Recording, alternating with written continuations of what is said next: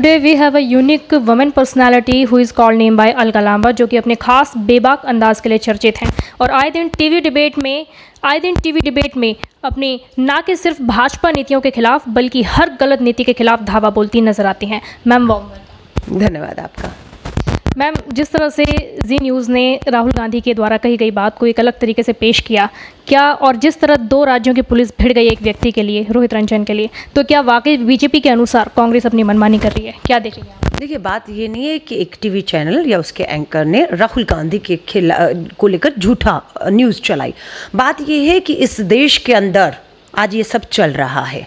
हम इसे नज़रअंदाज कर सकते थे अगर बात सिर्फ राहुल गांधी जी तक, एक चैनल और एंकर तक होती, लेकिन बात यह कि इस देश के अंदर एक झूठ का ऐसा नेटवर्क चलाया जा रहा है जो देश की शांति जो है उसे भंग कर सकता है ना। इस तरह के बयान कहें, सच को झूठ, झूठ को सच दिखाना, वायरल कराना, और वो भी किसी और से नहीं, चलता फिरता कोई आम आदमी नहीं है 140 करोड़ में।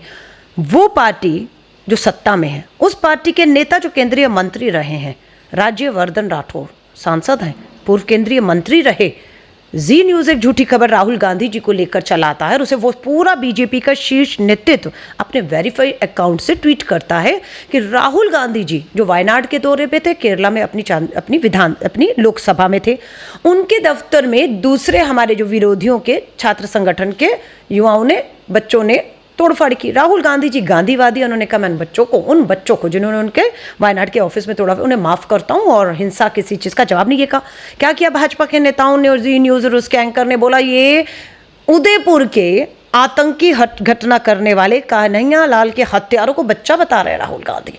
बताइए ये क्या था?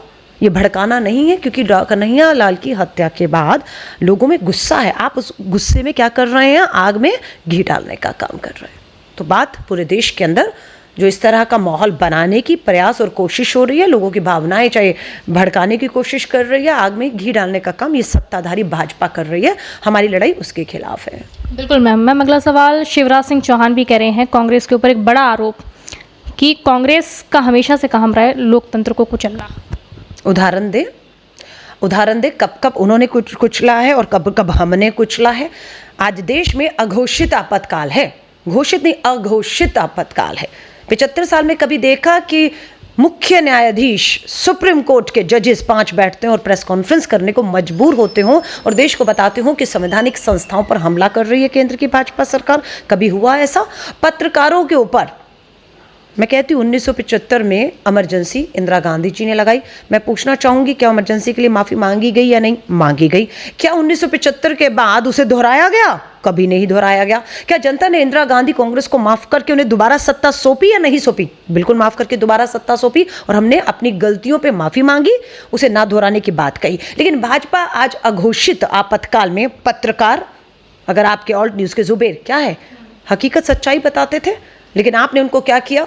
जो धाराएं नुपुर शर्मा पे हैं धर्म को भटकाने के लिए, वही एफआईआर आपने उन्हीं धाराओं में जुबेर पे की। जुबेर गिरफ्तार होते हैं, नुपुर पे आज तक आँच नहीं आती है। आप समझ रहे हैं? बिल्कुल मैम, थोड़ा सा नुपुर शर्मा की तरफ मुड़ते हैं। मैम, नुपुर शर्मा पे सुप्रीम कोर्ट के फटकार के बाद जिस तरह बीजेपी रिएक्ट कर रही है, किस तरह देख रही हैं?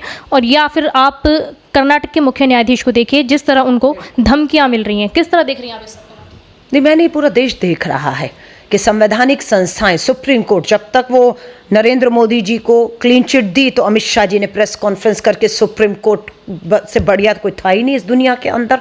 जैसे ही नुपुर शर्मा की गिरफ्तारी ना होना, उस पर कार्रवाई ना होना और नुपुर शर्मा के बयान के बाद जो कत्लेआम शुरू हुआ है उस पर टिप्पणी की तो इनको मिर्ची लग गई कि सुप्रीम कोर्ट के खिलाफ इस स्तर पर चले गए जैसे वो सुप्रीम कोर्ट नहीं, इनका कोई दूसरा विरोधी राजनीतिक दल हो।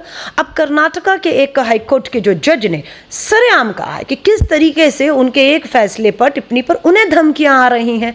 जस्टिस लोया भूले नहीं हैं हम लोग, किसका केस की सुनवाई कर रहे थे, कैसे उनकी हत्या हुई, कैसे उनका मामला जब सामने आया तो कैसे, अब मैं जाना नहीं चाहती उसमें, इस देश में खुला आम सत्ता का दुरुपयोग करके, ताकत का दुरुपयोग करके सिर्फ राजनीतिक दलों पर आप हमला करें, समझ आता है। लेकिन दुख चिंता की बात यह, ये सत्ता संविधान पे, संवैधानिक संस्थाओं पर हमला कर रही है और ये हमला सीधा लोकतंत्र पर है, जिसे कांग्रेस, भारतीय राष्ट्रीय कांग्रेस कतई भी चुप करके तमाशबीन बनकर देख नहीं सकती। लड़ेंगे।